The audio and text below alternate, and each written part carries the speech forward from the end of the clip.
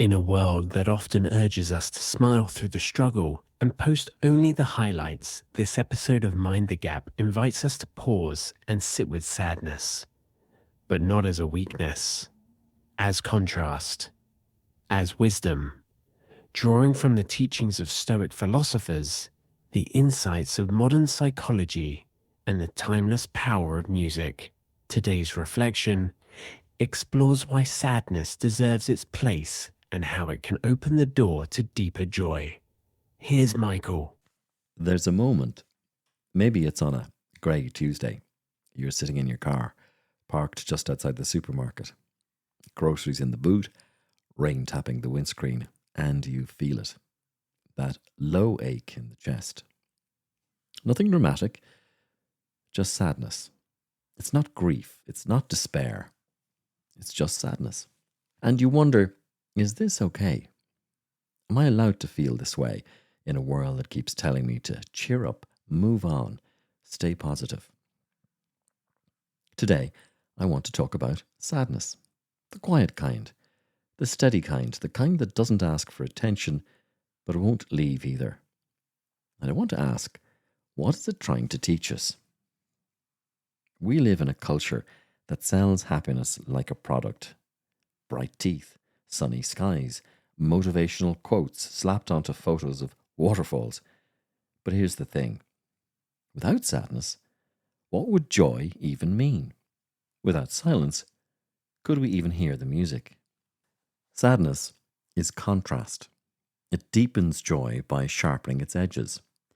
It's the drop that makes the lift feel glorious. And I think the Stoics understood this. They didn't just chase pleasure or run from pain. They tried to live in harmony with nature, with reality. And reality includes sadness. Seneca, who wrote more than once about grief and loss, said, "No man is more unhappy than he who never faces adversity, for he is not permitted to prove himself." What if sadness is part of that proving ground? Not a sign that something is broken, but that something in us is deeply awake. Zeno, the founder of Stoicism, taught that our emotions aren't just storms to endure, they're clues. Clues that something important is happening.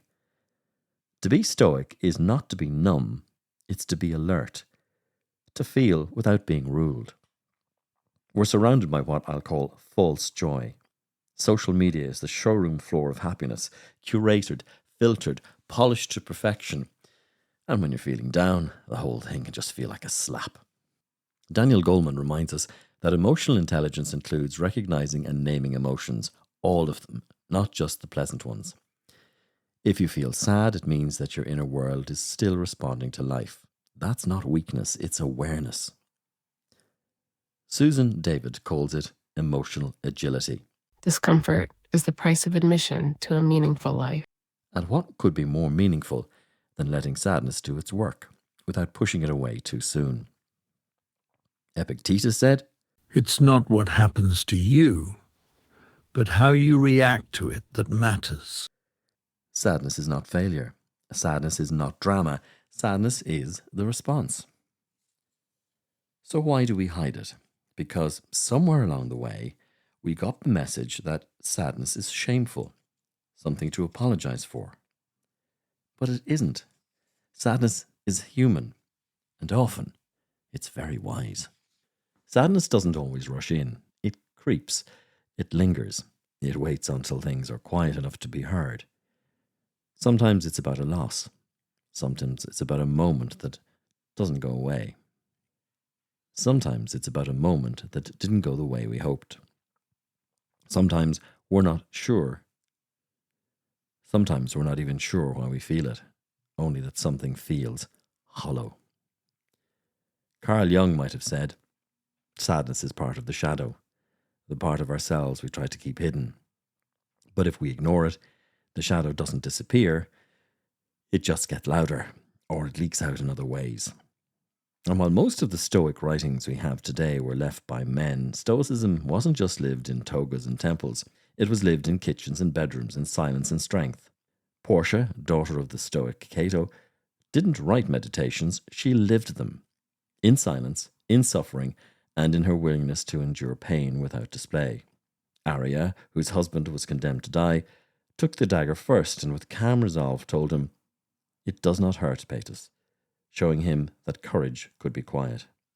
Even Musonius Rufus, a teacher of Stoicism, insisted that women had the same rational souls as men and must be taught philosophy because they too must learn to master grief, desire, and fear. Sadness, after all, is not gendered, and neither is wisdom.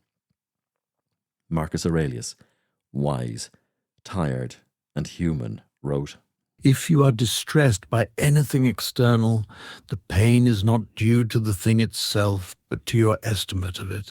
In other words, sadness isn't our enemy, it's a messenger, and when we stop resisting it, something opens. If philosophy gives us a way to think about sadness, music gives us a way to feel it. Think of Leonard Cohen's famous Blue Raincoat, sadness written like a letter never meant to be sent, or Joni Mitchell's River, the ache of wanting to escape but not being able to. Even Simon and Garfunkel's The Sound of Silence reminds us that what's not said is often what matters most. Music from the 60s and 70s didn't shy away from sadness. It gave it a place, made it poetic, even sacred. It said, "You're not alone in this feeling." Otis Redding in I've Been Loving You Too Long brings the ache to the surface in every syllable. And Carole King's So Far Away, well, if that doesn't make you feel the distance between people, nothing will. Sadness in a song helps us cry when we need to, and once the tears come, the pressure lifts. Then comes the lightness, the contrast, and we understand joy not as escape, but as a balance. So what do we do with sadness? We don't fix it like a broken pipe. We don't hide behind it with a smile. We allow it. Sadness is like weather. It moves through. And we don't need to build a house in it, so we don't have to run either. There's strength in sitting with someone in silence, not offering solutions, not reaching for sunshine, just being there. You don't need to cheer someone up to be a good friend. You just need to stay. In emotional intelligence terms, there's empathy in action. In Stoic terms, it's presence, not panic. And in musical terms, it's the minor key that makes the whole song sing. Sadness doesn't take away our strength. It reminds us where it comes from. As we close, I want to say something simple. It's okay to be sad. There's nothing wrong with you. You were never meant to be happy all the time. You were meant to feel it, all of it. Sadness sharpens our sight. It deepens our capacity for joy. And it connects us because everyone you know has known sadness, whether they show it or not. Bill Withers once sang, "Ain't no sunshine when she's gone." It's true, but when the sun returns, as it always does, we notice it more. Because we've lived in the shadow, and contrast is what makes life beautiful. So this week, if sadness visits you, let it stay a while. Ask it what it needs, and when it leaves, as it will, let music, memory, or even a quiet moment remind you. Sadness wasn't a detour, it was part of the road. A man in a record shop once told me, the slow songs teach you how to move before the fast ones make you fly. I think the Stoics would have agreed. Thanks for listening, and mind the gap. You've been listening to Mind the Gap with Michael Comyn. If this episode struck a chord, don't keep it to yourself. Share it, follow the show, and leave a quick rating or review. It makes a real difference.